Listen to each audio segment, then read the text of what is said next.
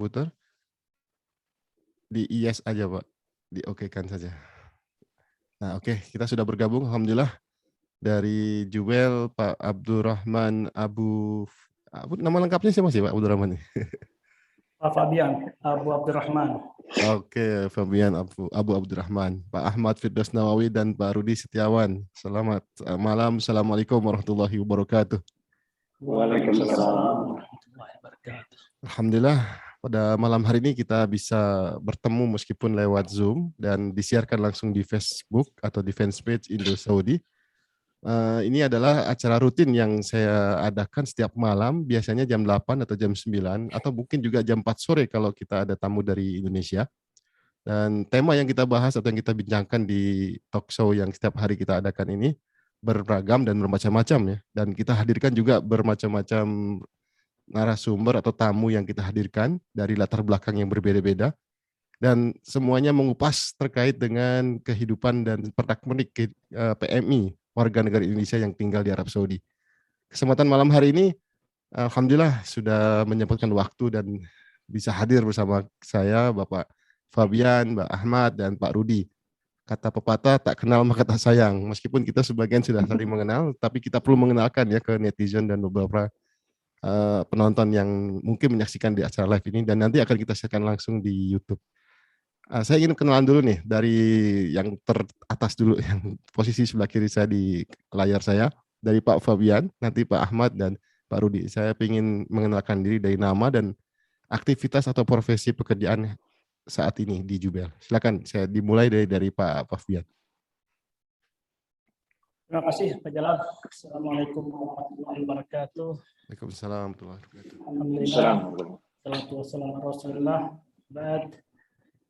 Senang ini bisa berbicara dengan salah satu aktivis penggiat media sosial di Saudi Arabia, dan suatu kehormatan buat saya pribadi bisa ikut ngobrol bersama rekan-rekan PMI yang ada di Saudi Arabia, insya Allah juga yang ada di Indonesia. Seperti kata Pak Jalal tadi, kalau tak kenal maka tak sayang. Maka saya akan memperkenalkan diri terlebih dahulu. Nama saya Fabian Kirdiat, biasa dipanggil Abu Siddiq. Jadi saat ini berdomisili di Jubel, di salah satu perusahaan petrochemical. Jadi kalau kita bicara dengan ini, saya awalnya kita bicara asal dulu, asal dari Sulawesi Selatan. Jadi bisa terdampar ke Jubel, bagaimana ceritanya panjang. Soal nanti kita akan bahas. Di sini profesinya sebagai panel operator, dan datang pertama kali di Jubel itu tahun 2019. Kalau dari dua senior saya di atas, saya paling junior di sini. 2009 atau 2019 Pak? 2009 ya. Oke. Jadi saya yang paling junior di sini, dan dari ketiga orang ini, alhamdulillah kita tiga-tiganya sudah pada sering-sering pindah nih. Jadi sudah perusahaan kedua di Saudi Arabia. Saya kira itu dulu dari saya. Sebelum mendarat di Saudi Arabia, dari Sulawesi ke Jakarta, Jakarta ke Cilegon, dan dari Cilegon akhirnya pindah ke Saudi Arabia. Silakan ke yang lain dulu perkenalan. Baik, selanjutnya langsung urut ya ke bawahnya Pak Ahmad Firdaus. Tafadhol. Di-unmute dulu Pak suaranya. Oke. Assalamualaikum warahmatullahi wabarakatuh. Bismillahirrahmanirrahim. Allahumma sholli ala sayyidina Muhammad. Terima kasih nih Pak Jalal atas undangannya, dan rekan-rekan semua netizen sangat bisa bersua di waktu yang sangat indah ini mungkin. Nama saya Ahmad Firdaus Nawawi. Panggilannya banyak sekali. Ada yang memanggil saya Ahmad, ada yang memanggil saya Firdaus, dan baru-baru ini ketika di Saudi sering dipanggil sebagai Nawawi. Jadi alhamdulillah Nawawi adalah nama orang tua saya. Jadi kunyahnya Abu Naida. Ada juga yang memanggil Abu Amira. Jadi ya karena spellingnya, jadi mereka lebih flavor ke lebih senang memanggil sebagai Abu Amira. Kebetulan alhamdulillah saya berasal dari Serang, Banten. Orang tua asli dari Serang, Banten semua. Dia tinggal di Serang, Banten dan dulu bekerja di Cilegon di PT Asahi Mas Chemical. Dan seperti Pak Fabian ceritakan, bisa terdampar di sini ya karena sudah rezekinya mungkin, karena dulu bekerja di petrokimia. Dulu mendarat di sini, bergabung di Saudi Kayan Petrochemical, subsidiari dari SABIC, sekitar tahun 2008, bulan Mei. Jadi ya nggak jauh beda dari Pak Fabian, cuma beda beberapa bulan. Jadi saya lebih junior. Alhamdulillah sekitar 7,5 tahun mengabdi di Saudi Kayan Petrochemical yang berada di Kota Jubel. Alhamdulillah bisa mendapatkan tawaran ke perusahaan sebelahnya, tetangganya. Jadi namanya Sahara International Petrochemical Company. Jadi sama saja industrinya masih berkecimpung di petrochemical dan chemical. Mungkin itu saja perkenalan dari saya. Mudah-mudahan ada teman-teman netizen yang berasal dari Serang. Jadi assalamualaikum, mudah-mudahan bisa berkenalan lebih lanjut insya Allah. Jadi insya Allah nanti kita akan lebih lanjut. Terima kasih Pak Jalal. Sama-sama, terima kasih Pak Ahmad Firdaus Nawawi. Ya kalau dengar nama terakhirnya orang identik dengan salah satu ulama yang dulu pernah mengajar di Mekah. Dan pernah disinggung oleh Pak Dubes, katanya ada keturunan ya Pak ya, dari Syekh Banten Nawawi. Baik, selanjutnya saya akan lanjut ke Pak Rudi. Silakan Pak Rudi. Assalamualaikum warahmatullahi wabarakatuh. Waalaikumsalam. Nama saya Rudi Setiawan, asal saya dari Bekasi. Begitupun dengan teman-teman saya yang dua ini nih, kita asalnya sebenarnya awalnya dari Cilegon semua. Jadi Pak Firdaus itu sama saya dulu kebetulan satu perusahaan di Asahi Mas Chemical, dan di tahun 2008 mulai ke sini. Sebenarnya saya awalnya dijebak sih. Di sini terjebak bukan dijebak. Jadi kawan saya tuh minta anterin saya ke apa namanya tes. Setelah tes itu dia ajak saya supaya saya ikut tes juga. Akhirnya saya lolos. Dan setelah saya lolos, teman saya yang ngajak saya malah nggak lolos. Jadi itu ceritanya sebenarnya terjebak awalnya. Dan terus awal saya bekerja itu saya bekerja di Tasni Petrochemical di Jubel juga selama 12 tahun. Setelah 12 tahun itu saya dapat penawaran lagi di tempat lain yang juga kira-kira nggak jauh beda, berjarak sekitar 5 kilo dari tempat yang lama. Dan di tahun 2019 akhir, jadi awal pandemi, saya masuk lagi ke Saudi untuk pindah ke tempat yang baru sampai sekarang. Mungkin gitu aja dulu, Pak Jalal. Terima kasih. Baik, terima kasih Pak Ahmad, Pak Fabian, dan Pak Rudi. Kali ini saya ingin lebih mendalam lagi masuk ke tema kita. Tapi sebelumnya, ini dari pengenalan bapak-bapak ini ternyata satu latar belakang pekerjaan di petrokimikal ya. Alhamdulillah ternyata warga negara kita di Indonesia di Saudi bisa juga bersaing dan bekerja di bidang yang mungkin dari gambaran sebelumnya di Indonesia belum banyak yang tahu bahwa ternyata di Jubel bapak-bapak ini ternyata ada di industri yang kalau kita kenal Jubel ini kota industri yang terbesar Pak ya di dunia, termasuk yang punya klaster yang paling gede gitu ya. Setelahnya gitu Mbak, saya pengen lebih mengenal dulu ya. Jubel ini sebenarnya yang dikenal Pak Rudi sama Pak Ahmad sama Pak Bian ini kota apa sih sebenarnya? Apakah seperti kota-kota Mekah atau Madinah? Karena orang banyak taunya Arab Saudi itu lebih identik dengan tempat dua kota suci umat Islam itu aja, Makkah dan Madinah. Mungkin bisa dikasih penjelasan singkat ya. Masing-masing punya latar punya perspektif mungkin ya terkait dengan Jubel. Silakan mau mulai dari mana? Dari Pak Fabian atau Pak Rudi atau Pak Ahmad yang menjelaskan secara sekilas Jubel itu kayak gimana sih, kota apa gitu. Silakan Pak. Oke, Ini coba garis besar aja ya Jubel, karena ini kalau bicara masalah kota Jubel ini menjadi tulisan pertama saya di blog tentang kota Jubel. Jadi apa yang saya tulis itu ternyata Jubel itu awalnya adalah kota nelayan. Makanya kita sering ketemu beberapa ikon-ikon perahu di tiap jalan kota Jubel. Dan tahun 1975 dia mulai berubah metamorfosa menjadi kota industri.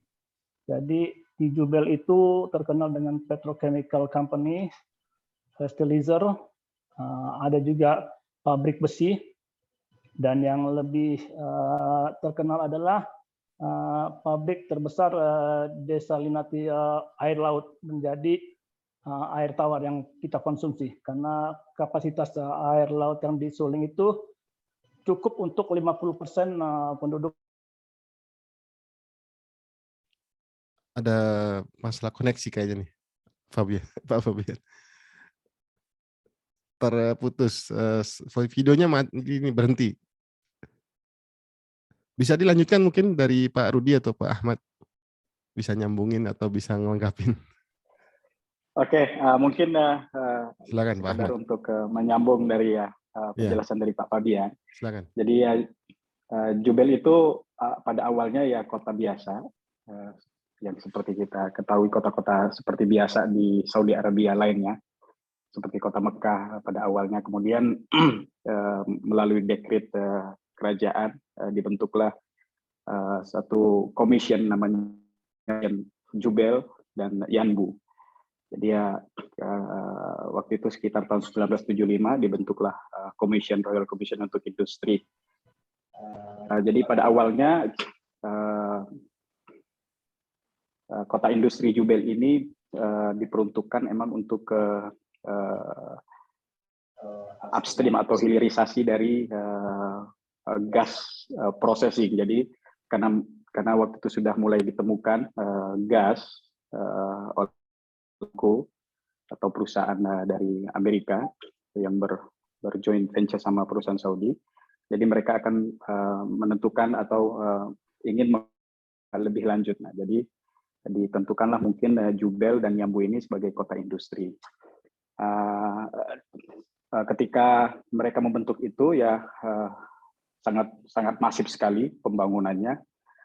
Jadi Jubel ini salah satu boleh dibilang the largest civil engineering. Jadi karena emang dia membangun Jubel ini dari scratch, dari desert, dari padang pasir. Jadi didesain sedemikian rupa untuk mengakomodasi sebagai daerah industri dan juga sebagai daerah pemukiman. Jadi dua klaster ini harus terintegrasi. Dari Jubel sendiri yang terkenal akhirnya ada dua nama Jubel ini. Satu Jubel Balad aslinya gitu kota Jubel, yang kedua Jubel Industrial. Jadi itu dia yang terintegrasi. Perkembangan waktunya sesuai dengan berjalan dengan waktu, Jubel ini semakin besar karena ternyata pemerintah strategik dari pemerintah Saudi sendiri itu melebar sekali. Jadi awalnya ada steel plant, kemudian karena mereka sudah yang saya bicarakan tadi menemukan cadangan minyak yang sangat besar dan gas juga yang sangat besar, akhirnya mereka pabrik petrochemical yang diawali dengan Sabik. Jadi Sabik ini salah satu boleh dikatakan BUMN-nya dulu, BUMN-nya Saudi Arabia untuk mengolah hilirisasi daripada Aramco, gas yang dihasilkan oleh Aramco. Berkembang dengan waktu sangat cepat, banyak sekali afiliat-afiliat dari Sabik dibangun di kota Jubel ini. Akhirnya sampai sekarang Jubel ini sampai kepada Jubel 3. Jadi Jubel 1 sudah full lahannya itu, kemudian ada Jubel 2 hampir full juga, kemudian mereka akan ekspansi kepada Jubel 3. Jadi sangat besar sekali. Jadi sangat wajar bahwa Jubel ini salah satu kota industri terbesar di dunia. Jadi semua industri boleh dikatakan mix industri, terutama nanti yang ada di Jubel 2 dan Jubel 3 itu akan terintegrasi. Jadi dari mesinnya ada, dari petrokemikalnya juga ada, chemicalnya ada, terus turunannya juga seperti produksi plastik, produksi barang-barang dari plastik. Jadi ya kedepannya seperti yang kita lihat akan lebih besar lagi, dan dari segi terintegrasi dengan penduduk pemukiman juga tambah besar Pak Jalal.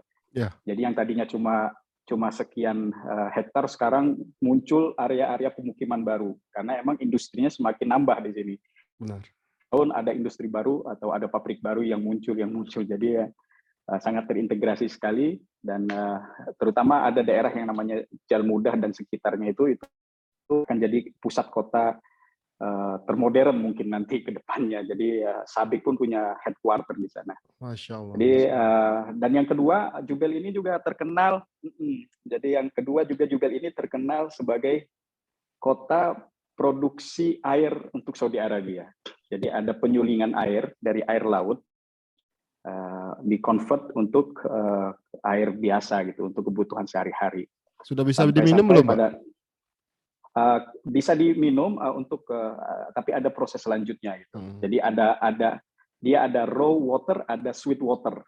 Jadi ada yang raw water itu masih belum bisa diminum, tapi kalau yang produksinya lagi diolah lagi untuk mengurangi kadar sedanya, kadar itunya dia sebutnya sweet water, itu bisa langsung diminum.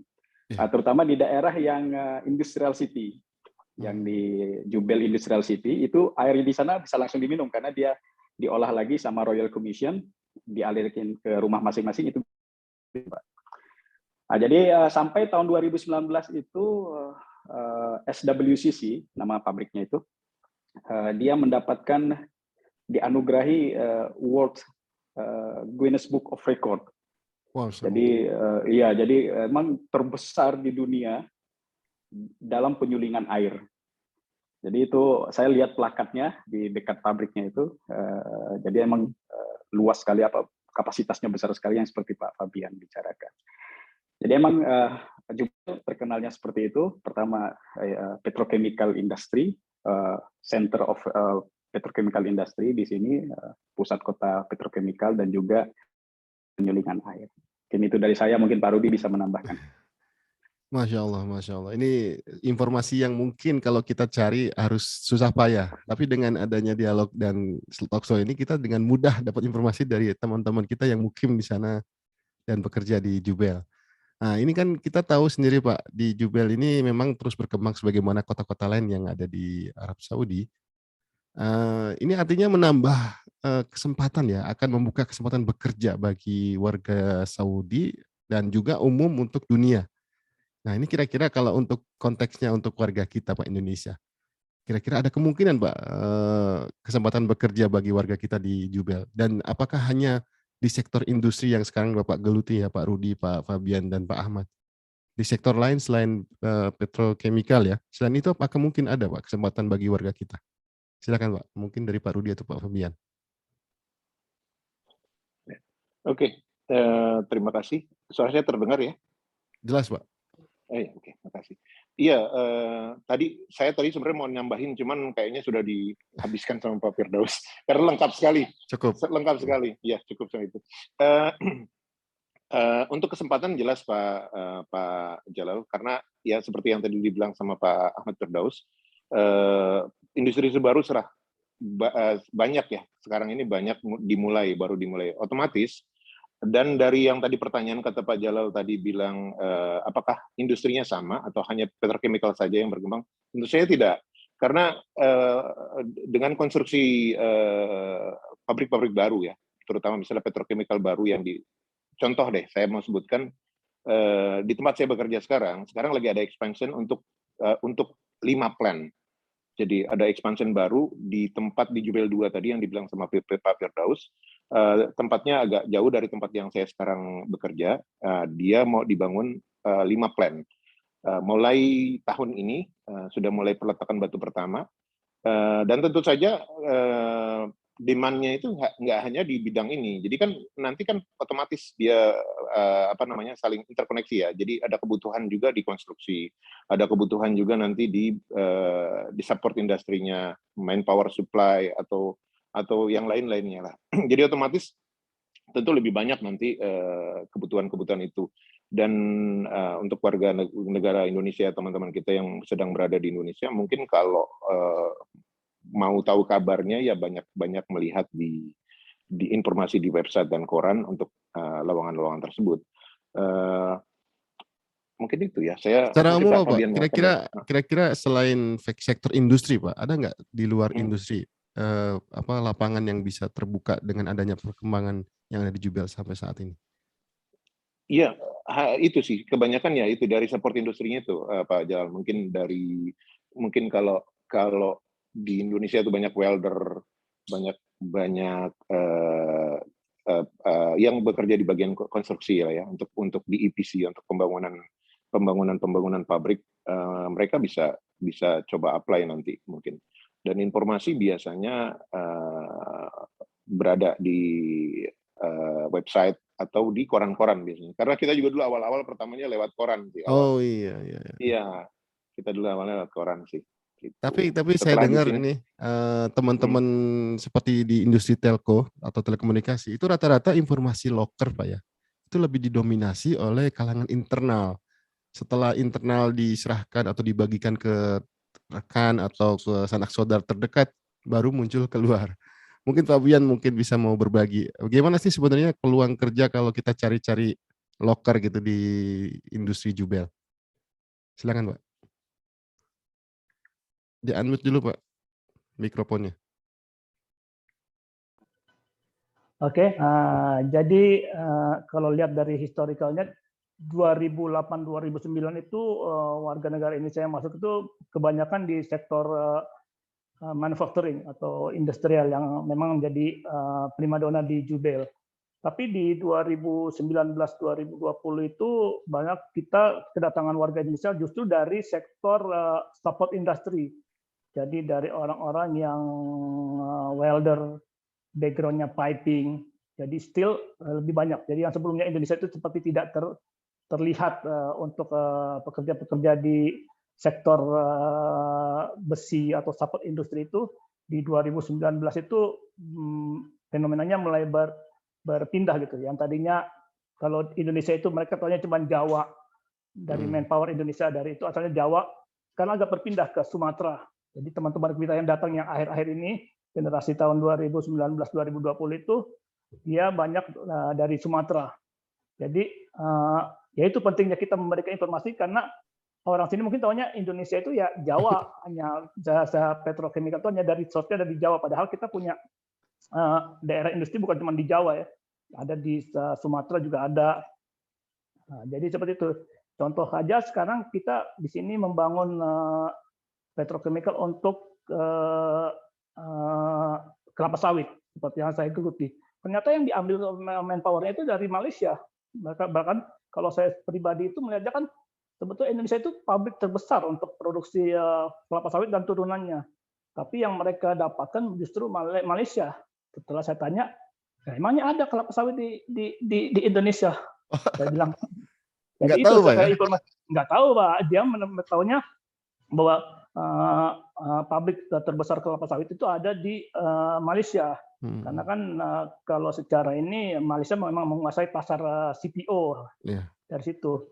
Jadi seperti itu. Jadi ini memang tantangan buat teman-teman di Indonesia bahwa masih ada peluang gitu bekerja di Arab Saudi, terutama dari sektor-sektor yang non industri, jadi support industri kalau kita sebut di sini. Jadi itu. Tapi informasinya apa masih bisa kita dapatkan di web? Karena bisa jadi kalah cepat gitu Pak kalau informasinya bisa beredar dulu dari kalangan karyawan atau orang internal di perusahaan-perusahaan di Jubel, Pak.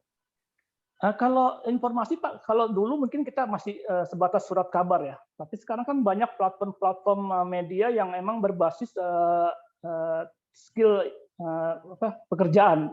Contohnya di LinkedIn apa segala macam. Dan itu banyak. Ternyata saya malah dapat masukan dari teman-teman koneksi di LinkedIn itu mereka mendapatkan informasi penawaran dari platform media tersebut.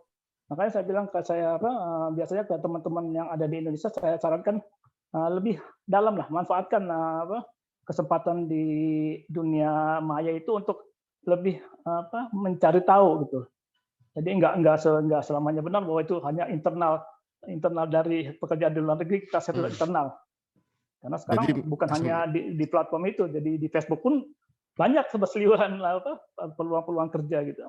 artinya kesempatan memang masih terbuka Pak ya, dan memang spesifiknya tadi yang disebutkan di sektor chemical dan yang industri yang mendukungnya Pak ya. Betul. Kurang lebih Terkait seperti dengan itu. ini Pak, terkait dengan jumlah warga kita ini saat ini kira-kira berapa sih Pak? Ada orang kita di Jubel, mungkin ada yang bisa tahu dari sekian lama tinggal di Jubel, kira-kira ada berapa jumlah warga kita di sana sekarang? Terakhir sensus ini yang setelah pandemi ini masih di kisaran 300 Pak, karena yang banyak yang pergi, ternyata banyak juga yang datang. Jadi kemarin kan saya bilang tadi 2009 2008 itu kita banyak, karena bedol desa dari Jawa semua pada lari ke Saudi Arabia karena besarnya perkembangan industri di Arabia, jadi banyak masuk. Setelah itu ya berjalan waktu banyak yang keluar. Ternyata 2009 datang lagi dari support industri dari kawasan Sumatera. Itu dari Asia Steel, dari Jesco, dari ArcelorMittal. Itu juga datang ratusan orang. Dan kembali lagi pandemi mengurangi. Ternyata setelah pandemi datang lagi dari sopir, dari Subco. Dan itu sekarang masih ada di Jubel itu sekitar 100 orang di camp di Jubel.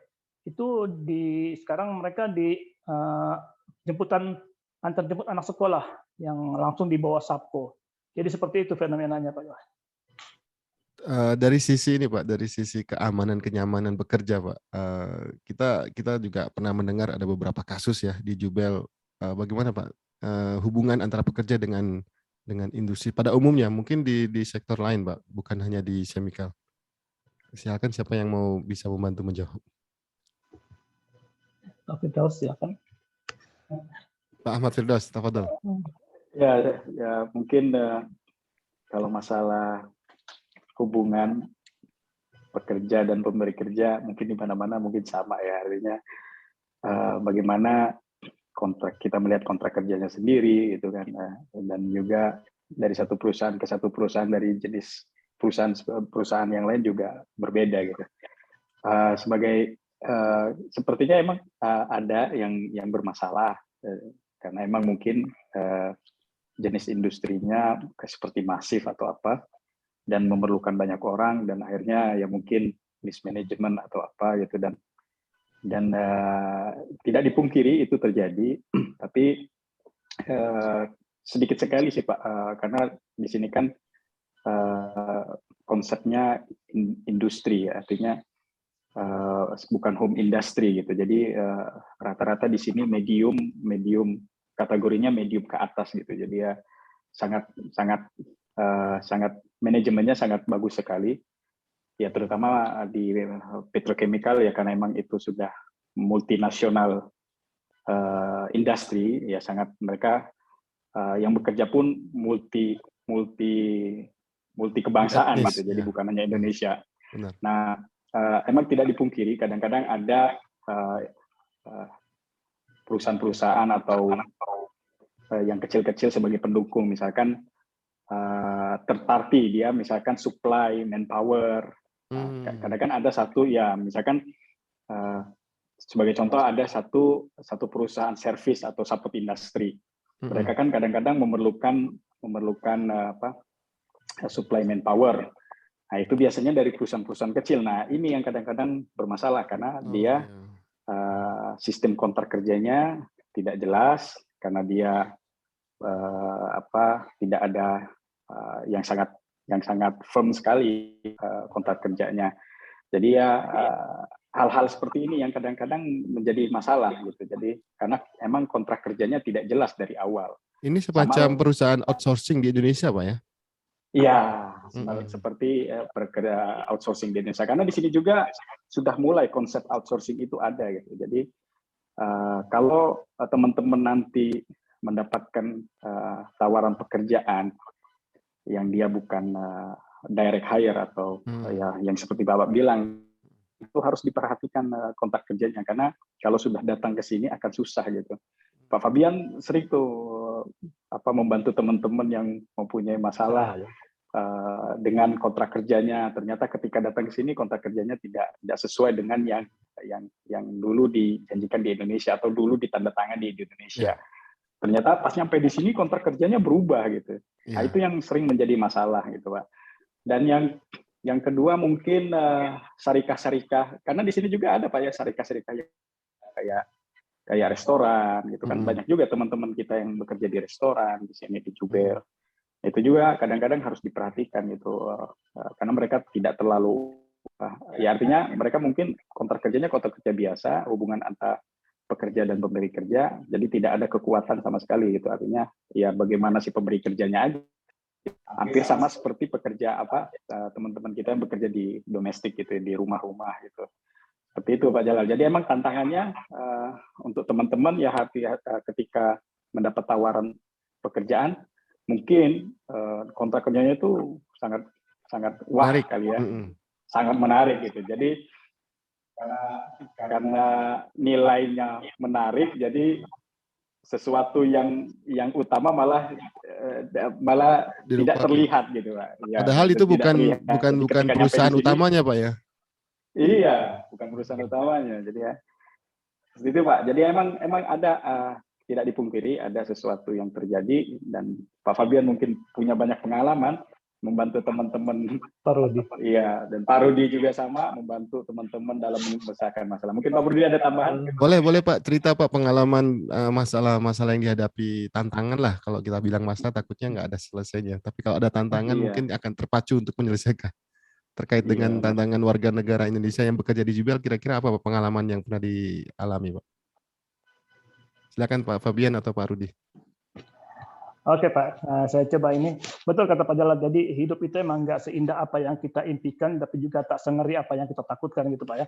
Jadi di Jubail ini emang unik ya. Jadi pada periode kedua kedatangan teman-teman itu, ternyata setelah saya telusuri itu, mereka bahkan bekerja di sini dengan kontrak kerja yang katanya sih beda dengan apa yang dijanjikan di Indonesia pada saat itu.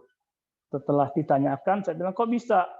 Ternyata yang dia kirim, rekruter yang dikirim ke Indonesia itu bukan orang langsung. Jadi dicatwalkan lagi yang untuk menginterview pekerja Indonesia dari Saudi Arabia itu bahkan bukan warga asli Saudi Arabia, jadi orang luar yang datang ke Indonesia hanya untuk mencari tenaga kerja. Jadi hal-hal seperti itu harus diwaspadai, karena nanti mereka itu sebagai, kalau saya bilang istilahnya kayak semacam sales aja gitu, menawarkan orang untuk datang ke Saudi Arabia dengan iming-iming gaji besar, tempat tinggal sudah disediakan, transportasi. Kita kan bayanginnya, wah kita kalau kerja di luar negeri dengan fasilitas udah dapat rumah tempat tinggal, dapat mobil, artinya kan kita berstatus sebagai, kalau dalam Indonesia kan ekspatriat lah. Berarti harusnya dapatnya mobilnya bagus, tempat tinggalnya indah gitu lah. Ya, itu ternyata tidak seperti itu yang dibayangkan. Mereka datang sini, mereka kaget. Ternyata di sini tinggalnya di kontainer, ada yang tinggal di kontainer dengan bus jemputan bersatu dengan orang-orang dari negara lain, jadi tidak seindah mereka yang pikirkan di Indonesia. Itu biasanya yang di Indonesia ditawarkan kerja apa Pak yang seperti itu? Ya itu bahkan untuk yang saya bilang dari support industri. Kalau kemarin kan yang banyak keluhan itu mereka yang dari support industri kayak macam welder, macam teman-teman dari teknisi, dari perpipaan, karena kan di sini banyak juga pabrikasi untuk pipa segala macam, dan itu ternyata mereka ke orang Indonesia, wah enak nih. Ternyata setelah dikasih kontrak kerja, dikasih fasilitas segala macam, sampai di sini kaget. Ternyata apa itu, yang dibayangkan. Maaf Pak, saya potong. Itu kenapa Pak yang menjadi seakan-akan tertipu itu di bagian mananya? Mereka tidak bisa tahu bahwa yang dijanjikan dengan yang diterima kenyataan di sini itu apakah karena ada manipulasi nama atau gaji atau apa Pak? Tidak Pak. Jadi ternyata dia kan di kontrak kerja itu dia pikir dia dikontrak kerja untuk menangani satu mesin, katakanlah ya, kita simpel aja. Dia di hire dari Indonesia untuk memegang mesin ini gitu misalnya. Ternyata setelah sampai di sini yang dia harus kerjakan itu bukan hanya mesin ini aja. Jadi dia pikir itu cuma satu mesin yang harus dihandle. Ternyata di sini banyak mesinnya dan itu menjadi tanggung jawab mereka gitu. Belum lagi fasilitasnya juga, Pak ya? Nah iya, kedua dia bilang itu fasilitas semacam apa namanya rumah. Tadinya kan mereka mikirnya bahwa itu akan mendapat mes lah. Kalau di Indonesia kan istilahnya kalau mes untuk ekspatriat mungkin bayangannya indah gitu loh, tempatnya bagus. Ternyata yang sampai di sini ternyata kontainer atau apa dengan kondisi yang minimum. Kalau bisa saya bilang itu minimum fasilitas yang mereka dapatkan itu. Dan itu bukan perusahaan langsung yang mempekerjakan dia, Pak. Artinya dia memang seperti tadi Pak Ahmad Firdaus bilang itu memang outsourcing gitu, Pak ya, perusahaan yang rekrutmen gitu ya. Ya, tapi kendala yang banyaknya sebetulnya perusahaannya tetap Pak. Perusahaannya yang third party, istilahnya dia bukan kayak dibilang manpower supply juga enggak, karena dia langsung ke perusahaan pabrikasinya itu sendiri. Cuman ketika mendaftarkan orang yang untuk merekrut ke Indonesia itu, ternyata dia subcontractor lagi. Jadi dia kirim bukan orang perwakilan dari perusahaan gitu loh. Jadi ya seperti itu jadi kasusnya. Jadi apa yang dibilang ternyata dia tanya, oke, no problem, nanti kamu akan sana, pokoknya sesuai dengan kontrak, kamu tanda tangan dulu, nanti sampai di sana kita urus semuanya. Sampai di sini ternyata ya mayoritas dia kira semuanya berjalan lancar, ternyata dari gaji kadang terlambat, dari ini segala macam peraturan-peraturannya juga tidak jelas. Jadi seperti itu. Kalau sudah begitu Pak, sudah terlanjur ada di Juba semacam gitu, kira-kira apa sih yang jadi solusi ya? Mungkin Pak Rudi mau berbagi pengalamannya juga. Solusinya apa kira-kira Pak kalau sudah terlanjur seperti itu? Iya, yang awal sebelum solusi ya, saya coba urut dari awal. Biasanya yang masalah miskomunikasi saat itu tuh sebenarnya awalnya dari yang tadi Pak Fabian bilang. Jadi karena yang datang ke Indonesia itu headhunter sewaan, jadi dia tuh fokus dia hanya untuk ngambil orang sebanyak-banyaknya. Dengan iming-iming begini, terus mereka kepengen datang, begitu datang ternyata yang dijanjikan di awal di Indonesia itu tidak seperti itu, karena dia fokusnya untuk awal itu. Nah udah, sekarang masalah solusi. Biasanya kita anjurkan ke mereka juga, kita anjurkan mereka untuk selesaikan kontrak. Nanti setelah selesaikan kontrak dan mereka lebih baik balik dan nanti mulai cari lagi dan mulai ini sebagai pembelajaran, karena sebagai contoh kemarin yang teman-teman di Asia Steel tuh yang kemarin kebetulan Pak Bian ini Pak Jalal, Masya Allah ya, beliau itu sangat membantu lah. Banyak teman-teman kita terutama di bidang-bidang seperti itu terbantu soal beliau. Dan beliau juga kalau dibilang Satgas KBRI tapi nggak resmi gitu. Unofficial ya. Iya, unofficial. Karena beliau benar-benar jadi sebagai duta ya, ngebantu. Iya, duta. Buat ngebantu komunikasi teman-teman yang mungkin agak kesulitan untuk berbicara langsung dengan bapak-bapak kita yang berada di bapak-bapak kita yang berada di pemerintah.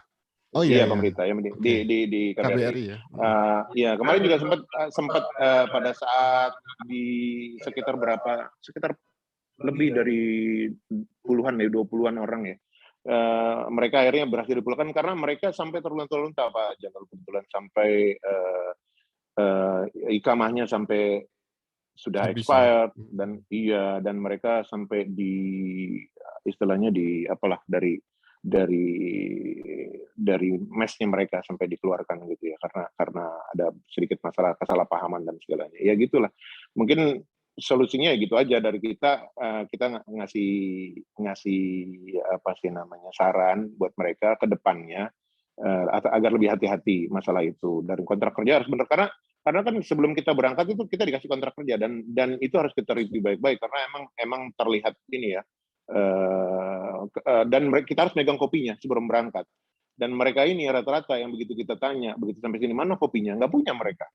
Jadi datang tuh mereka nggak punya dan mereka nggak lewat PJTKI resmi. Jadi ternyata yang saya tanya juga mereka itu rata-rata langsung aja. Jadi apa ya kalau dibilang Business mandiri. to business Ya. gitu ya. Iya begitu. Jadi tanpa PJTKI. Jadi kalau mau diminta pertanggungjawaban agak bingung gitu. Kita mau nuntut siapa karena nggak ada dari sana. Jadi hanya aja agensi dari sana tuh hanya untuk pengurusan visa dan pemberangkatan. Jadi tanpa ada ikatan mereka. Jadi dibayar hanya untuk itu mereka. Padahal Jadi ini kebanyakan seperti itu. kalau diklasifikasikan ini mereka ini termasuk pekerja formal, Pak. Artinya di perusahaan Pekerja yang formal, betul. Dan mereka statusnya direct sebetulnya, Pak. Sebetulnya direct karena dia langsung dipekerjakan di perusahaan itu, bukannya outsourcing sebetulnya. Iya, jadi ya agak inilah kurang beruntung gitu masalah seperti itu. Jadi ya begitulah. Pemerintah gimana Pak Fabian? Apakah ada respon begitu kita laporkan misalnya dari teman-teman di Jubel? Kira-kira respon pemerintah gimana menghadapi kayak begini? Di-unmute dulu Pak mic-nya. Iya Pak Jalal. Jadi dari beberapa kasus, alhamdulillah ya, dengan bantuan dari langsung, saya nyebutnya bantuan langsung dari Pak Agus, Pak Dubes yang sebelumnya, itu cukup baik respon beliau terhadap kasus-kasus ketenagakerjaan di Jubel. Jadi sampai ya terakhir 2 orang teman kita yang kena balak khuruj, jadi sudah dilaporkan ke polisi, sempat ditampung di rumah singgah di Riyadh sebelum dipulangkan. Alhamdulillah saya berterima kasih kepada beliau, cukup responsif kalau untuk masalah-masalah ketenagakerjaan. Walaupun prosesnya itu kalau saya pakai bahasa saya itu harus diserang bukan secara saya pribadi ngomong, jadi harus misalnya 20 orang kena kasus, 20 orang lapor ke harus ini. Dengan masif Pak ya laporannya. Iya betul sekali. Jadi memang harus masif, terkoordinir dan benar rajin. Jadi karena kita rasakan sendiri setelah kita lapor melalui hotline, disuruh tunggu 3 hari, kita lapor via email, disuruh ngisi data. Begitu saya suruh kirim 20 orang atau 30 orang langsung ke email, baru mereka angkat, Pak jangan kirim banyak-banyak Pak, kita sudah repot bacanya, kita 1 orang aja perwakilan. Saya bilang sudah dijalankan semua perwakilan Pak, tapi tidak ada respon, jadi kita lakukan seperti itu. Tapi alhamdulillah tetap ada. Yang membuat ini harus segera diselesaikan tuh apa Pak kira-kira latar belakang yang harus segera diselesaikan, jangan sampai tertunda gitu Pak? Pertama dari proses di Indonesia ya Pak ya. Jadi kita kan sudah bahkan beberapa kasus itu kita langsung kontak ke penyalur tenaga kerja yang memberangkatkan mereka, dan mereka bilang sepihak dapat laporan dari perusahaan bahwa karyawan ini memang tidak bagus. Tapi di satu sisi juga kita tanya ke KBRI kan berpegang kepada apa yang diucapkan oleh penyalur tenaga kerja. Tapi kan kita harus confirm juga kepada karyawan-karyawan yang datang di sini. Intinya mereka datang ke sini itu sebetulnya harus dibekali dengan pengetahuan minimal basic itu. Karena satu, mereka itu kita punya 2 perbedaan ya. Pertama, jam kerja di Indonesia itu 40 jam per minggu. Jadi sedangkan di sini untuk support industri itu 48 jam per minggu. Jadi itu sudah beda. Dan itu harus dicermati pada saat pembacaan kontrak gitu. Jadi jangan sampai di sini kerja sampai 12 jam, Indonesia 8 jam kaget gitu. Itu satu, dan itu yang menjadi sumber masalah gitu. Jadi tidak mengerti kontrak yang diserahkan, main tanda tangan. Itu yang pertama. Yang kedua, begitu sampai di sini harus tahu apa yang harus dilakukan di sini, karena belajar dari kasus teman kita yang di balak khuruj, mereka tidak tahu. Mereka beranggapan pokoknya kita keras dibalas dengan keras. Dan ternyata mereka dilaporkan ke polisi, mereka yang nyerah. Karena yang dilawan itu bukan orang per orang dan beda. Dan saya bilang itu salah. Walaupun kamu dengan kata kutip dizolimi, kamu harus juga bermain cantik gitu loh. Jangan bermain seperti itu. Kamu yang rugi akhirnya. Sudah kamu diusir dari ini, dilaporkan ke polisi segala macam. Nah seperti itu. Jadi saya bilang peran serta pemerintah dalam hal ini harus aktif ya. Jadi memberitahu kepada warga negara Indonesia apa yang harus, apa yang tidak boleh dilakukan di sini. Dan itu masih minim saya rasa didapatkan oleh para PMI. Kalau sektor formal aja tidak mendapatkan informasi seperti itu, bagaimana dengan teman-teman kita yang di sektor domestik? Saya rasa itu Pak Jalal. Kalau ini Pak Ahmad, saya ingin melihat bagaimana dari pihak sponsor atau yang menyediakan pekerjaan buat kita dari perusahaan memandang kita, menghargai warga Indonesia sebagai pekerja mereka. Apakah kita juga suara kita didengar kalau ada komplain, ada sesuatu yang perlu kita sampaikan ke mereka? Dan status sosial kita gimana Pak? Silakan Pak, mungkin bisa dikasih pengalaman. Ini sangat menarik nih pertanyaannya nih Pak Jalal. Jadi menurut pengalaman dari kita nih ya. Jadi ya ketika kita datang ke sini, kita tuh kadang-kadang merasa tidak percaya diri gitu Pak. Wah Indonesia nih kayaknya nih. Jadi ketika dari itu kita merasa merendah gitu. Artinya tidak percaya dirinya kurang gitu Pak. Kenapa nih Pak? Jadi nah itu dia. Itu dia yang saya bilang sangat menarik itu karena ketika kita datang ke sini dengan pergaulan yang internasional banget gitu ya. Jadi kita merasa Indonesia ini seperti negara ketiga gitu. Jadi negara ketiga yang mungkin dipandang sebelah mata sama teman-teman yang negara-negara lain. Ini perasaan atau pengalaman ya, Pak?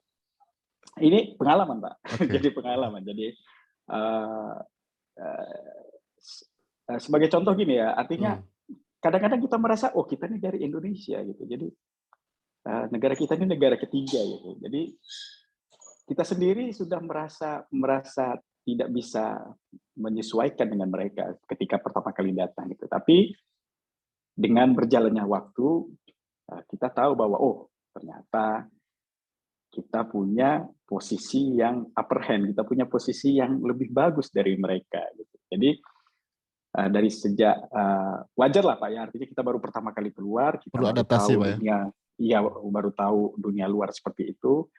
Kita ingin tahu bagaimana sih pandangan mereka terhadap Indonesia, warga negara Indonesia.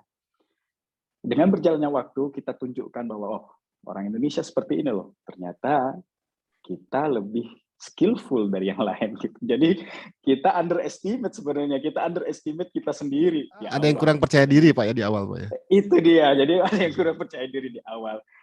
Nah, tapi ketika kita sudah mulai berinteraksi, mulai masuki dunia kerjanya, bagaimana environment di sini, culture di sini, bagaimana international culture, akhirnya tumbuhlah itu percaya diri yang sangat besar. Dan kita mulai itu menunjukkan bahwa nih kita nih Indonesia nih, gitu. Jadi kita bisa kita menunjukkan bahwa oh kita sejajar loh sama kalian-kalian gitu negara lain.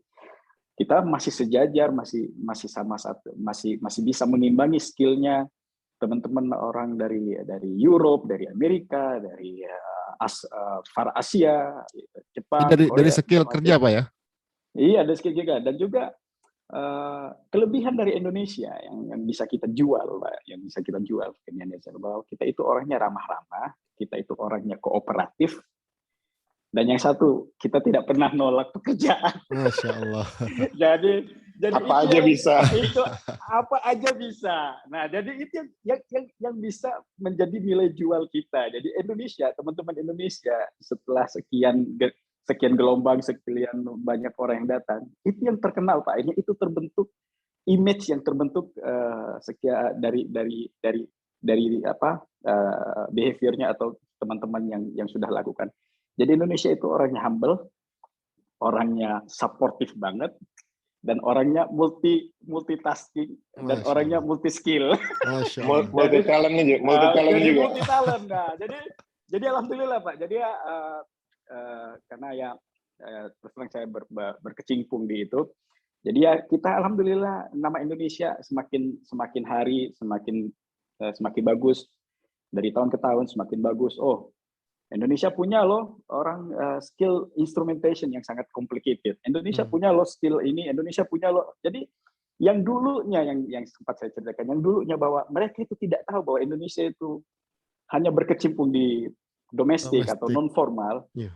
Ternyata mereka baru tahu, oh ini loh Indonesia. Jadi boleh dikatakan gelombang yang kedua yang di Saudi Kayan yang banyak sekali waktu itu tahun 2008 sekitar Tasni dan Saudi Kayan mungkin lebih dari 200 orang Pak tenaga skill dari Indonesia.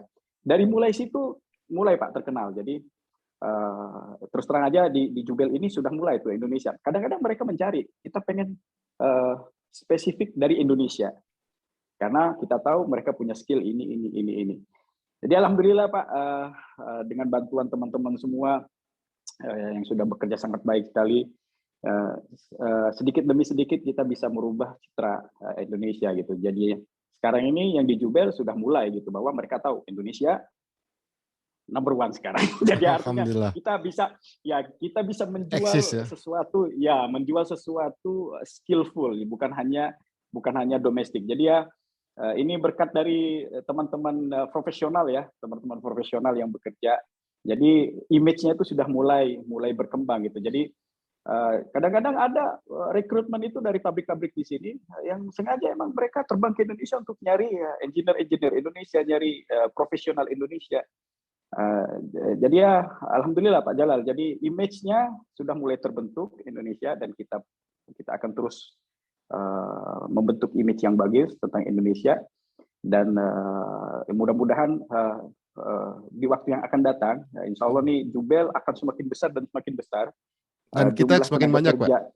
Dan warga kita semakin banyak insya Allah. Bisa, itu dia. Insya Allah nanti terbuka. Amin.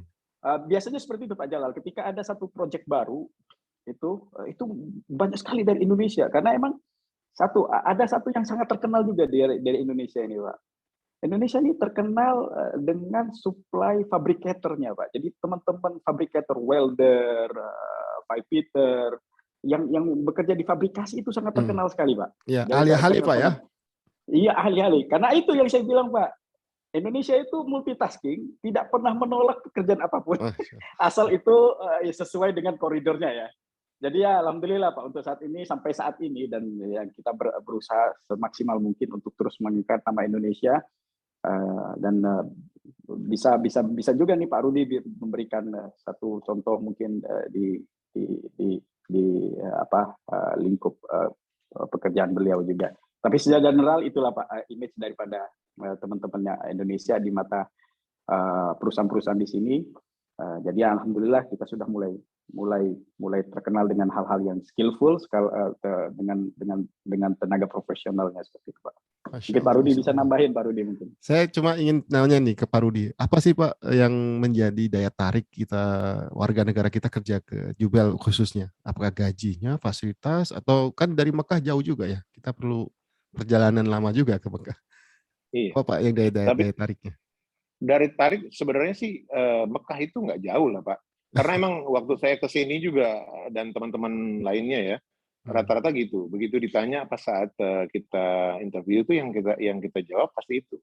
Kenapa mau di sini? Mau kerja ke Saudi, mau ke Mekah, mau haji, gitu rata-rata gitu. Rata-rata jawabannya semuanya begitu. Rata-rata teman-teman. Dan itu salah satu daya tarik. Dan yang pastinya ya ininya pay grade-nya biasanya lebih tinggi dibanding di Indonesia kan. Jadi otomatis kita mikir. Dulu waktu saya pertama ke sini juga saya mikirnya begitu, karena saya pikir saya gaji di Indonesia segini. Kalau di Arab mungkin saya 5 tahun sudah selesai, misalnya gitu kan. Tapi ternyata saya lama juga Pak sampai sekarang. Alhamdulillah. Sekarang saya total saya udah 14 tahun di sini. Masya Jadi Allah. 12 tahun kepotong dulu, 3 bulan saya balik lagi ke sini. Jadi ya totalnya sampai 14 tahun. Itu salah satu daya tarik di samping Arab Saudi, bukan Jubel ya, sebenarnya sih Arab Saudi ya. Jadi orang awalnya, karena kebetulan alhamdulillah saya dapat rezekinya di Jubel, dan dulu tertariknya karena Arab Saudinya, karena saya pikir negara yang mungkin diberkahi ya, karena adanya dua tanah haram di sini. Jadi iya, jadi saya pikir ya kesininya tuh karena itu. Jadi sebenarnya bukan spesifik Jubel. Mungkin kalau ada lowongan di Yanbu atau di mana ya sama juga saya datang juga kebetulan. Gitu. Tapi dari warga kita kan non Muslim juga banyak Pak ya yang bekerja. Banyak juga ya. Banyak juga. Dulu malah sebenarnya di kita nih di kehidupan terutama di Jubel ya itu asik sekali Pak Jalal. Dulu waktu awal-awal karena masih banyak itu ya, waktu yang masih tadi dibeli Pak Firdaus bilang masih sekitar di tempat dia kerja yang lama sampai 200-an lebih 300 gitu, di tempat saya yang lama juga sekitar hampir 100, terus di perusahaan-perusahaan lain. Jadi total di sini tuh mungkin ribuan lah kita dulu awal-awal tahun 2008 2009. Belum dari yang Domestik. Iya, enggak. Yang domestik saya kurang tahu kebetulan detailnya karena kan jarang ini ya. Maksudnya yang dari support industry tadi, yang welder, fabricator, yang gitu, itu lebih banyak lagi mereka. Bisa lebih banyak, mungkin ribuan. Nah, itu awal-awal kenapa saya bilang beragam itu uniknya Jubel tuh. Kita sering ngadain acara untuk jalan-jalan dulu waktu masih Ustadz Alwi masih ada di sini. Kita kemana jalan, sebenarnya jalan itu wisata, tapi wisata religi ya, karena berhubungan dengan teman-teman dari Dakwah Center lah kita bawa. Itu kadang kita bisa ngajak orang non-muslim. Beberapa kali kita ngajak orang non-muslim, mereka asik aja. Jadi di sela-sela itu malah ada tausiah, atau mereka mendengerin gitu. Jadi sebenarnya asik sekali sih Pak untuk sosialisasi di sini. Teman-teman kita merasa seperti keluarga, dan kalau ada orang kesusahan kita saling bantu. Ada orang senang ya kita ikut makan bareng-bareng gitu Pak, maksudnya. Nah, ini beranjak ke kehidupan sosial ya Pak. Saya sering baca dari postingannya Pak Fabian nih. Teman-teman kita di sana sebenarnya apa sih Pak hobi yang paling banyak? Karena apakah mancing karena daerah pantai, atau ada yang lain Pak yang sering diadakan kegiatan bersama dengan warga negara Indonesia di Jubel Pak? Pak Fabian jawab setelah masih di mute. Ya, jadi saya coba jawab dulu ya. Ini saya back flash dulu. Jadi kata Pak Rudi tadi, Jubel itu unik ya, benar. Jadi saya datang sini 2009 awal, 2008 akhir. Jadi pertama itu belum ada komunitas-komunitas Indonesia itu masih terbentuk. Kita waktu itu baru ada FKIA Jubel kalau nggak salah. Pada saya itu forum komunikasi Ahlus Sunnah di Jubel, Islam Ahlus Sunnah di Jubel. Pengajian itu, ya pengajian, lebih fokus kepada pengajian. Tapi di sela-sela pengajian itu setiap 3 bulan sekali atau 6 bulan sekali kita ada acara jalan-jalan gitu. Dan itu ternyata yang ingin jalan-jalan itu bukan cuma dari teman-teman dari Muslim gitu, dari non Muslim pun banyak yang pengen ikut. Akhirnya di 2016 itu karena kita punya inisiatif lah dari teman-teman itu membentuk semacam paguyuban atau komunitas. Jadi background-nya itu kenapa? Karena teman-teman non Muslim juga ingin gabung, bukan hanya sebatas pengajian. Kedua, menjadi jembatan buat warga PMI dengan pemerintah Indonesia yang ada di sini, karena pada saat itu kita merasa kesulitan ya, karena sosial media juga belum terlalu banyak, jadi kesannya ada grup-grup dari tiap perusahaan punya grup sendiri, ini grup sendiri, ditambah lagi pada saat itu di awal-awal tahun 2012-2015 kita sering kesulitan kalau ada rekan-rekan PMI yang meninggal dunia. Kita belum tahu bagaimana mekanismenya, kalau mau dikuburkan di sini, mau dikuburkan di Indonesia atau gimana. Kita nggak tahu. Jadi dari situ terbentuk punya inisiatif. Pada saat itu Pak Fahmi, Pak Salamah, beliau menginisiasi gitu ya. Bagaimana kalau kita adakan perkumpulan aja. Jadi kita kumpulan orang susah menolong orang susah lah. Kalau kita menunggu inisiasi dari pemerintah Indonesia yang ada di sini agak lama, kita bikin aja komunitas membantu teman-teman gitu. Jadi kalau ada teman yang meninggal, karena berapa kali kita ketemuin ada teman kita meninggal katakanlah di restoran pada saat itu, orang restorannya nggak tahu mau hubungi siapa gitu loh. Dari situ kita bilang, oh iya nih perlu nih kita bikin. Jadi kalau ada apa-apa dari komunitas Indonesia, pertama kita lapor ke kita nanti akan urusin kita akan mencoba menyambung lidahkan dari pihak perusahaan yang memegang mereka ke pemerintah Indonesia yang ada di Saudi. Dari situ kita bentuk komunitas. Kebetulan tidak ada komunitas, cuma hanya inisiasi aja buat menolong sesama kita gitu loh. Nah dari situ kita mulai, dan dari situ juga berdasarkan pemetaan yang sebelumnya dilakukan oleh teman-teman pengajian, kita sudah diadakan pemetaan ya, berapa orang yang membawa keluarga, berapa orang yang bujangan, berapa orang yang tinggal di camp, itu sudah ada Pak sebetulnya background-nya. Jadi di camp ini ada sekitar 200 orang yang welder pada saat fabrikasi di Jubel.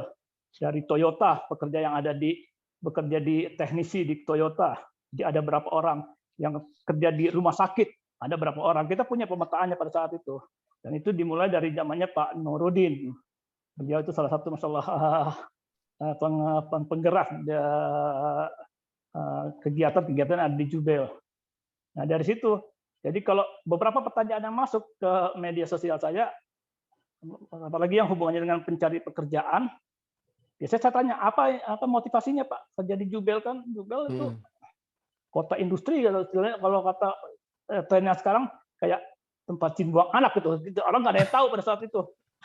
Orang tidak ada yang tahu pada saat itu. Orang tahunya kan pada saat itu namanya kerja di petrochemical luar negeri ya, kalau nggak Qatar, Uni Emirat Arab, ya kayak begitu. Jadi Jubel itu pada saat itu belum kelihatan.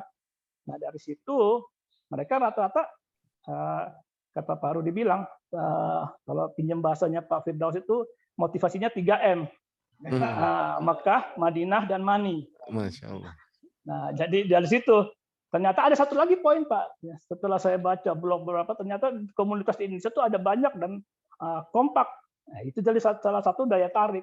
Kenapa dibilang kompak? Karena di situ ada komunitas mancing, pertanyaan Pak Jalal, komunitas sepak bola, komunitas bulu tangkis, ya, jadi bahkan ada komunitas-komunitas lain yang mungkin saya nggak bisa sebutin satu persatu gitu. Jadi ada gitu, ada komunitas jalan-jalan, travel pakai sepeda Pak, gurun atau apa, sepeda Pak Firdaus Pak itu urusannya. Itu Pak Firdaus itu leadernya sepeda. Jadi dari komunitas itu jadi menjadi salah satu daya tarik. Makanya saya bilang kalau saya sih pengennya kita bersinergi dengan KBRI untuk bisa apa ya, kalau dalam bahasa kita dulu itu, karena pada dasarnya setiap PMI itu adalah sebetulnya duta besar buat Wonderful Indonesia. Jadi kalau bahasa kerennya every expatriate Indonesia is the ambassador of the Wonderful Indonesia gitu. Jadi kita itu harus menjual budaya Indonesia, menjual attitude Indonesia, menjual skill Indonesia. Bahkan dari sampai saat ini yang kita masih rindukan itu penjual makanan Indonesia yang belum ada di Jubel itu Pak. Jadi itu menjadi peluang itu, siapa tahu ada yang bisa membuka restoran Indonesia di Jubel, ya silahkan aja bekerja sama gitu. Ya. Padahal potensi yang tadi disebutkan begitu banyak dan besar ya. Tadi Pak Rudi sudah sangat besar menjelaskan, Pak Fabian, dan termasuk penghargaan dari orang-orang atau industri yang ada di Jubel kepada warga negara kita dari Pak Firdaus tadi. Jadi Masya Allah ini sudah sangat komplit sebenarnya. Tinggal apa ya yang perlu dilakukan atau diberdayakan secara bersinergi ya, termasuk juga dukungan dari pemerintah. Itu ini sebetulnya waktu kita ini terbatas Pak, karena saya juga ada jadwal jam 9 tadi itu ditunggu sama Ustadz juga di Islamic Center. Tapi saya ingin sedikit memperpanjang lah, karena tadi juga agak telat ya kita mulainya. Barangkali dari closing statement lah, penutup ya dari Pak Ahmad Firdaus, dari Pak Fabian dan Pak Rudi. Apa ya, terkait dengan bagaimana sih membangun solidaritas, dan kita juga plus kita bagaimana membanggakan diri sebagai warga negara kita, warga negara Indonesia yang sekarang posisinya kita berada di luar negeri, terutama di Jubel. Mungkin masing-masing punya perspektif yang berbeda. Saya mulai dari Pak Ahmad Firdaus. Silakan Pak. Waduh, terima kasih nih Pak Jalal. Jadi ya saya ucapkan terima kasih nih Pak Jalal atas diskusinya. Jadi ya sangat menarik sekali. Seperti yang Pak Jalal bilang, mungkin 1 jam kurang untuk berdiskusi ini karena memang sangat menarik. Jadi ya kalau dari saya sebenarnya sebagai warga negara Indonesia, mari kita sama-sama menunjukkan kearifan sebagai warga negara Indonesia, akhlak yang baik sebagai warga negara Indonesia, dan seperti yang Pak Fabian bilang, saya sangat senang sekali memberikan penjelasan kepada teman-teman baik warga negara Saudi atau non-Saudi, apa sih Indonesia itu. Jadi ya kita sebagai individu-individu ini diharapkan bisa sebagai ambasadornya Indonesia, bisa menjelaskan apa itu Indonesia dan bisa memberikan kebaikan juga buat negara kita, karena dari penjelasan kita itu yang mereka bisa cerna dan bisa terima dan bisa menjadikan sebagai patokan atau sebagai referensi buat mereka bahwa Indonesia ternyata tidak seperti yang mereka bayangkan. Dan banyak sekali Pak sebenarnya Pak, mereka menanya apakah Indonesia itu hanya di puncak? ini Iya. satu Stereotip, Pak ya. satu yang klise sekali, Pak ya. Iya. Jadi apakah Indonesia itu hanya puncak gitu kan? Jadi nah peran-peran kita lah ini. Jadi ya peran-peran individu warga negara Indonesia ini yang diharapkan bisa memberikan penjelasan apa sih Indonesia itu gitu. Dan kita sebagai pribadi yang berlatar belakang Indonesia, yang asli Indonesia, yang memberikan sesuatu yang terbaik lah, menunjukkan bahwa Indonesia itu seperti ini dan bisa mengangkat harkat dan martabat bangsa Indonesia di mata negara-negara lain. Jadi ya pada kesempatan ini terima kasih Pak Jalal. Ini sebagai closing dari saya, dan insya Allah kita terus bersinergi dengan siapapun, individu-individu seperti yang Pak Dubes bilang bahwa kita adalah sebagai duta besar Indonesia. Bukan hanya Pak Dubes sendiri, kita sendiri sebagai duta besar Indonesia. Itu aja Pak dari saya. Masya Terima Allah. kasih. Sama-sama Pak, terima kasih juga. Saya lanjut ke Pak Rudi, silakan Pak Rudi.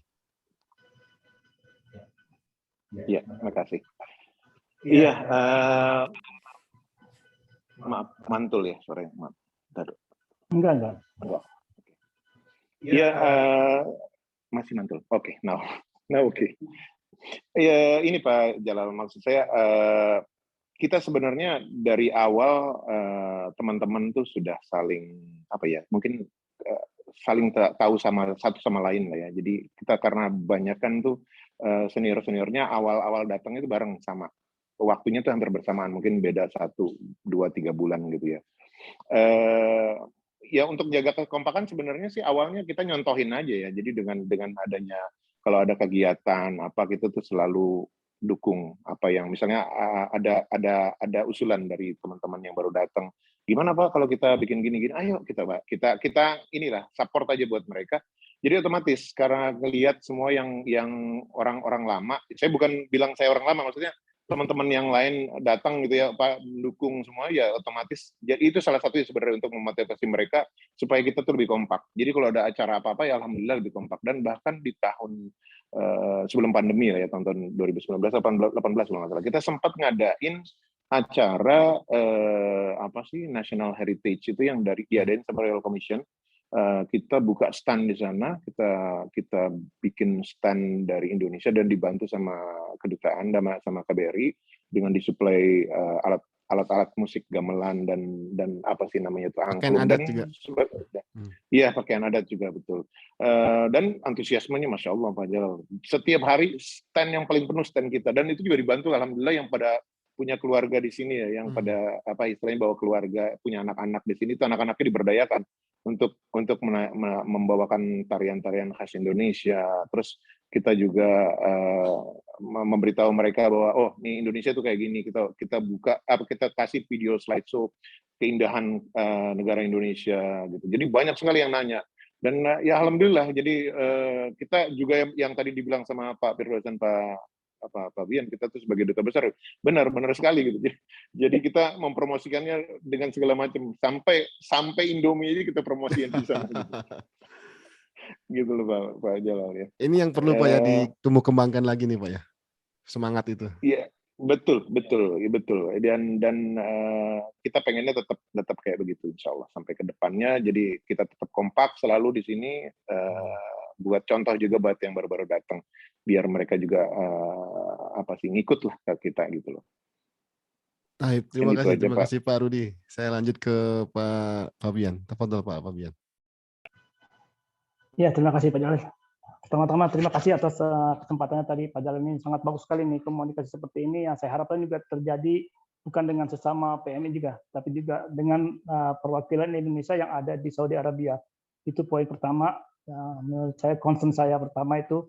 Jadi kegiatan-kegiatan ini kalau tidak bisa dilakukan secara tatap muka, tidak ada salahnya kalau kita coba menggunakan platform sosial media gitu untuk training, pembelajaran kepada PMI bisa kita lakukan. Mungkin Pak Jalal bisa menjadi jembatan buat kegiatan-kegiatan, ya betul, bisa jadi jembatan buat rekan-rekan PMI dengan duta besar. Itu poin pertama. Poin kedua, buat teman-teman yang sudah tinggal di Jubail atau sudah tinggal di Saudi Arabia, tetap menjadi ambasador, jadi duta besar. Jadi harus duta besar bukan hanya masalah kebudayaan, tapi juga masalah akhlak, kepribadian.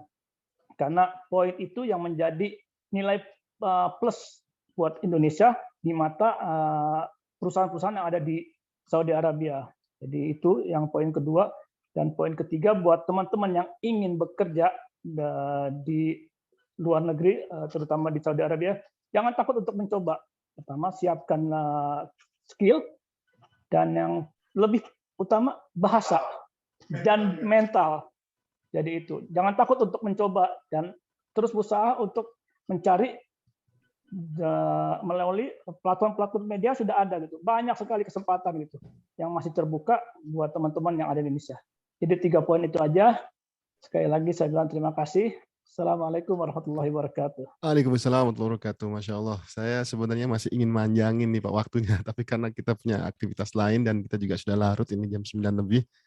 Insya Allah di lain waktu Pak, dan saya akan coba follow up apa yang kita bicarakan ini. Saya juga akan berkomunikasi dengan pihak wakil pemerintah kita, bagaimana supaya kita itu lebih benar-benar diperdayakan sebagai, ya dibilang tadi duta besarnya dan sebagainya. Terima kasih jazakallah khair Pak, jazakumullah khairan kepada Pak Ahmad, kepada Pak Rudi dan Pak Burhan.